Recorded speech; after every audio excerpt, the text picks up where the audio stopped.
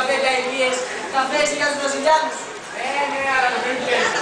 Ναι, αλλά πρέπει να φάνε κιόλας, να μην δώσει το άντρε. Ξέρεις τι κουτάλα, πρέπει αυτό το χάρμα. Θα έρθει ο άντρας σου λέει, φτιάξε 2-3 διπλόπιτα να σε φάρω πορτάτος. Να κάνει πες, να σε φάρω πορτάτος. Ωραία, η μάνα μου δεν μ' αφήνει να μπαίνω στη θάλασσα όταν είμαι παγωμένος. Τι να κάνεις, Πλάκα, να σε φάρει σημαίνει να ψάξεις στο ίντερνετ. Κατάλαβες. Εντάξει, πρέπει να δώσει με κατάλαβα. Καλά, θα σε πάρουν μαζί μετά να καταλάβεις καλύτερα. Άρα, εντάξει, θα φύγω. Τι πας. Θα πάρεις το μαλλιό μου και θα σε πάρω. Θα γίνω μουσκεμα. Τέλος πάντων. Ξέρεις πως θα έχεις να το κάνουμε.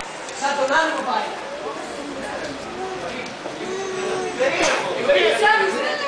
Δεν είμαι στον πάσα τον άνεμο. Πώς πάει η πολυθυνότητα. Ρε βλάκα. Κατά καιρό όπως είσαι άσχετος.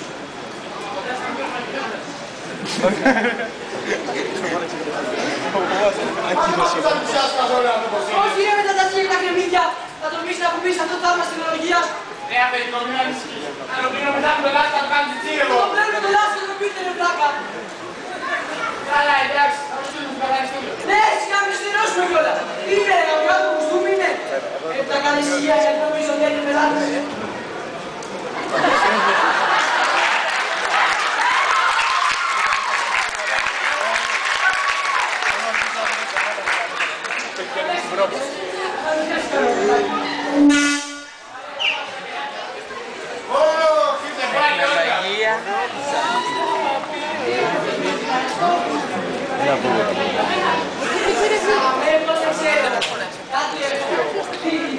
Μια πάνω να στα κάνουμε. Κάτσε σε τάση, έχω και ένα κουμπάκι πρόβανα στη σούβλα.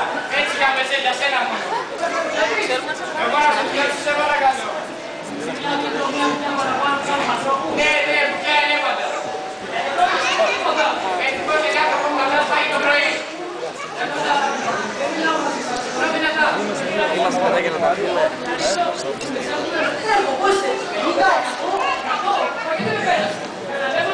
Προς Θεού, προς Θεού. Αμέσως, αμέσως. Καλά, και τα τρίπια που πώς θα τα τηρήσουμε, σε εφημερινά. Μέχρι να την παγούμε.